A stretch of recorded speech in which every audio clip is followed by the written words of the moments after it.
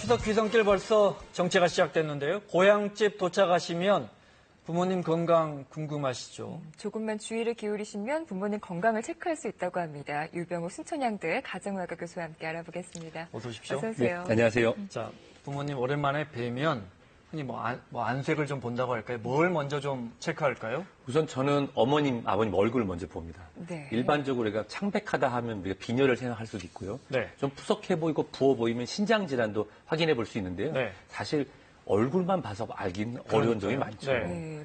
만약에 몸이 좀 예전 같지 않다 그랬을 때 일어나는 신체적인 변화가 체중이 좀 줄어드는 거잖아요. 그런 부분도 체크를 하면 좋을까요? 맞습니다.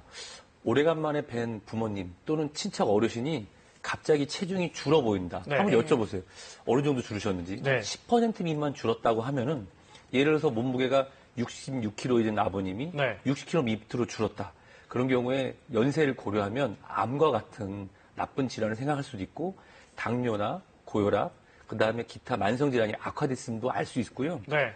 치매나 기타 다른 질환도 식사를 잘 못 챙겨 드시는 그런 정신질환도 같이 고려해 볼 수가 있겠습니다. 물건 같은 걸 좀 제대로 집으실 수 있는지도 살펴보면 좋다고 하는데 예를 들어서 뭐 동전 같이 작은 거, 볼펜 같은 거 어떤 영향이 있습니까? 저는 일부러 한번 떨어뜨려 봐요. 그래서 어머님이 들으시는데 일어날 때 무릎을 짚으면서 일어나시는지 네. 아니면 바로 가뿐히 일어나시는지 네. 일어나셨는데 무릎이 일자가 아니고 O자로 벌어져 있는지를 봐서 관절염이나 또는 허리 질환 네. 등을 또 확인하는 방법으로 또 활용할 수 있습니다. 뭐 관절염이라든지 어떤 허리 질환이 있으면 또 걸음걸이에도 영향을 주겠네요. 사실 이렇게 장을 보러 갈 때 같이 한번 장을 보러 가보세요. 네.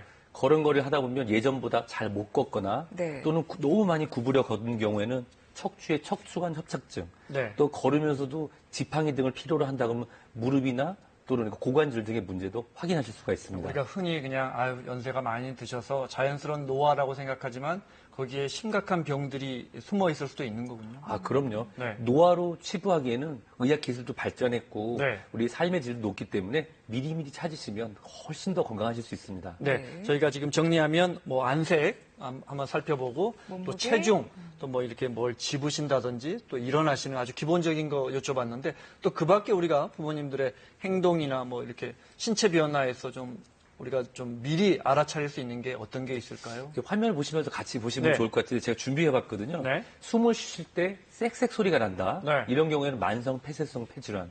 똑같은 말 또 하시고 똑같은 말 또 하시는 경우 경도인지 장애, 네. 치매로 진행될 수 있다는 얘기죠. 네. 또 같이 화면을 보시는데 어머니 KBS 뉴스 보냈더니 아유 저 양반이 얼굴이 이렇게 찌그러져 보이냐. 네. 화면이 찌그러 보인다든지 또는 이제 젓가락질 하시거나 글씨를 쓰시는데 갑자기 손이 떨리는 증상, 네. 파킨슨 병 등을 의심해 볼 수도 있습니다. 만약에 만성 폐쇄성 폐질환은 당연히 기존의 폐질환을 갖고 계시거나 기관지가 안 좋으신 분들이 더 유병률이 높겠군요. 맞습니다. 기침을 하시면서 소리가 이 끝에 이렇게 납니다. 아, 네. 하면서 쌕쌕 소리가 나거든요. 네. 그런 경우는 아버님, 어머니 손잡고 한번 이 가슴 폐사진도 찍어보시면 좋을 것 같습니다. 네. 주무시고 일어나셔서 잘 때 좀 이렇게 심장이 가끔 콕콕 찌르는 것 같다. 이렇게 말씀하시면 어떻습니까? 우선 심장이 찌른 듯하다. 네. 어르신들이 그러면 가장 많은 것은 사실은 역류성 식도염입니다. 네. 하지만 어르신들은 우리처럼 심장마비가 왔어요.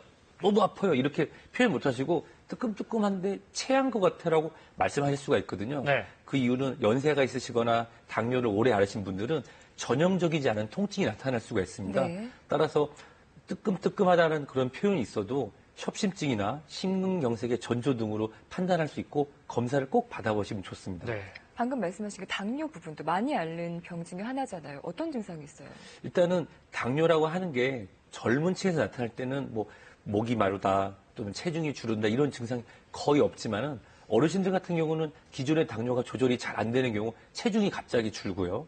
또는 식사를 하실 때 양이 굉장히 많이 줄어 있습니다. 네. 그뿐만 아니라 이게 저혈당 증상으로 해서 어지럽거나 식은땀을 흘리는 것을 발견할 수가 있거든요. 그런 경우에는 기존의 당뇨가 악화된 것은 아닌지 아니면 새로운 당뇨가 발견되는 건 아닌지 확인해 보시면 좋겠습니다. 어르신들도 보면 돋보기 안경도 많이 사용하시고 아이고 눈이 왜 이렇게 침침해 하시는데 나이가 들면서 그럴 수 있기도 하겠지만 이걸 또 방치해두면 안 된다면서요. 맞습니다. 사실 연세가 65세 이상, 젊은 어르신들도 10분 중에 5, 6분은 백내장을 가지고 있거든요.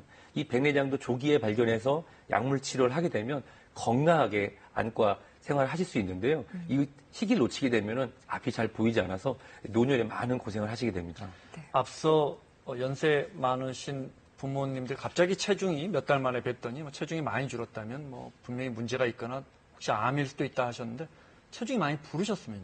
예, 체중이 많이 부르셨던 경우에는 치매일 수도 있고 또는 기존에 앓고 있는 질환 중에서 우울증 같은 게 악화됐을 수도 있습니다. 치매인 경우에는 하루에 한 끼 이상 밥을 먹는 경우도 있지만 또 우울증인 경우에는 본인이 갖고 있던 스트레스 상황을 식욕으로 전가할 수 있거든요. 그래서 네. 체중이 10% 이상 증가하거나 또 감소하는 경우 둘 다 주의 있게 보시면 좋을 것 같습니다. 지금은 우리가 눈으로 확인할 수 있는 방법들이었는데 눈으로 보는 것 말고 약간 대화를 통해서도 건강을 체크할 수가 있다면서요. 예, 저 같은 경우는 평상시에 연락을 잘 하지 않던 친척 조카들을 통해서 부모님이나 어르신께 연락을 하게 합니다. 네. 그래서 늘 보던 사람인 경우에는 사람을 인지하잖아요. 네. 근데 잘 만나지 않은 조카 네. 또는 잘 만나지 않은 사람들과 연결을 했을 때 사람을 잘 알아보는지 그렇습니다. 경도 인지 장애와 치매 네. 등을 확인하는 방법도 있고요. 또는 앞이 갑자기 깜깜해 네. 또는 어지러운 증상이 있어 또는 어지러우면서 주저앉는 것이 자주 된다고 하면은 그냥 가벼운 빈혈이나 어지럼증뿐만 아니라 뇌졸중의 전조인지도 확인하시면 좋을 것 말씀하신 같습니다. 경도 인지 장애에서 경도라는 게 이제 가벼울 경자 써서 그렇습니다. 가볍게 인지에 장애가 있다. 만약에 이런 증상이 있으면 이게 치매로 갈 가능성도 높아집니까? 그렇습니다. 경도 인지 장애가 있다고 무조건 다 치매가 되는 건 아닙니다. 다행히도 우리나라는 보건복지부에서 치매 체크라고 하는 웹을 개발해서 네, 네. 같이 보고 있습니다. 네. 같이 가족들이 모인 상황에서 어르신들하고 같이 체크해보는 것도 좋은 방법이고요. 네. 그거 말고 일상적 도구 생활 능력 평가라는 게 있습니다. 예를 들어서 거스름돈을 잘 주고받는 거, 식사를 준비하시는 거, 옷을 입으실 때 옷 매무새 하신 걸 보면서 치매라든지 아니면 이 일상 생활 능력을 평가하시는 것도 좋은 방법이 되겠습니다. 네. 대화를 통해서 이제 정신 건강 상태, 특히 이제 치매를 알아차리는 법, 특히 치매도 있지만 우울증도 많으시단 말이에요. 이런 건 이건 어렵지 않습니까? 사실 우울증이 어려운 것도 사실이지만 이런 말씀 가끔씩 아유 내가 빨리 죽어야지 이런 본인에 대한 죽음에 대한 암시 또는 본인에 대한 삶에 대한 그런 새로운 것이 없다는 것 그리고 네. 흥미가 없다고 얘기하시는 것이 반복되는 경우 너희들이 떠나고 나면 이제 명절이 지나고 다시 생활에 복귀하는 자식을 보면서 눈물 흘리는 장면을 보셨거나 하는 경우에는 이 우울증이 가능성이 높습니다. 사실 어르신들의 우울증은 딱 우울증 써 있는 게 아니거든요. 네. 그래서 그런 경우에는 나중에 이제 명절이 지난 이후에 전화로도 몇 번 해보시고 그다음에 주말에 한번 방문하셔서 필요하신 경우에는 상담을 받아보시면 요즘에 아주 잘 돼 있습니다. 네. 이 밖에도 저희가 이제 눈으로 확인할 수 있는 것, 대화를 통해 확인할 수 있는 것들, 이 밖에도 어떤 부모님의 행동, 또 말씀 이걸 통해서 우리가 알아차릴 수 있는 증세들이 어떤 게 있을까요? 다행히 저는 부모님하고 같이 살고 있고 네. 또 장인어른 장모님도 가깝게 모시고 있습니다. 그래도 꼭 제가 댁에 가면 하는 것이 냉장고를 열어봅니다. 네. 어르신들끼리 사시는 경우 반찬이나 음식을 잘 준비 못하거나 또는 곰팡이가 슬어 있거나 그런 경우라면 네. 인지 능력이 떨어지거나 또는 준비 능력이 떨어진 걸 봅니다. 네. 그 두 번째는 부모님들 댁에 가시면 약통이라는 게 있습니다. 네. 약통을 열어보면 정체불명의 약들이 굉장히 많이 몸에 있거든요. 좋다는 거 일단 여쭤보려고 많이 했습니다. 드시려고 하시잖아요. 정치불명의 약과 정치불명의 건강기능식품들이 있는데 네. 이번에 가셔서 정확하게 확인해서 드실 것과 아닌 것 혹시 이름이 정확하게 나와 있지 않는 경우에는 네. 늘 가시던 약국 가서 이름도 확인하시고 진행하시면 좋을 것 같습니다. 네네.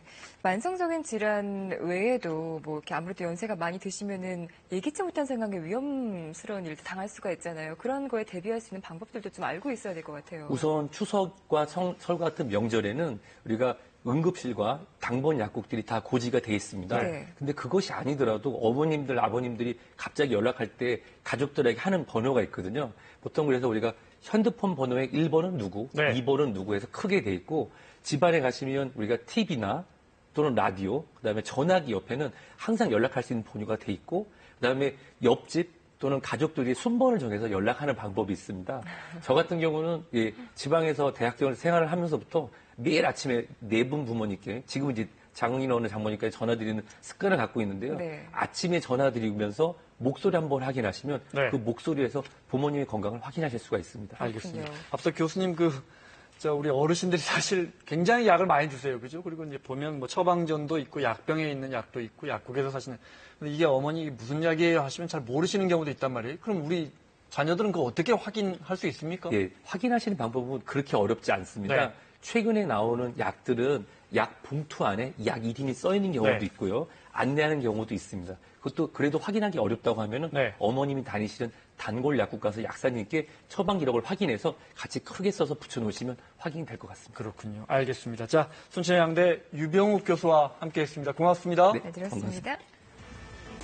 자, 뉴스 집중 마칠 시간입니다. 자, 안전한 귀성길, 또 즐거운 귀성길 되시고요. 저희는 추석 연휴 보내고 다음 주 월요일 오후 4시에 다시 오겠습니다. 고맙습니다. 고맙습니다.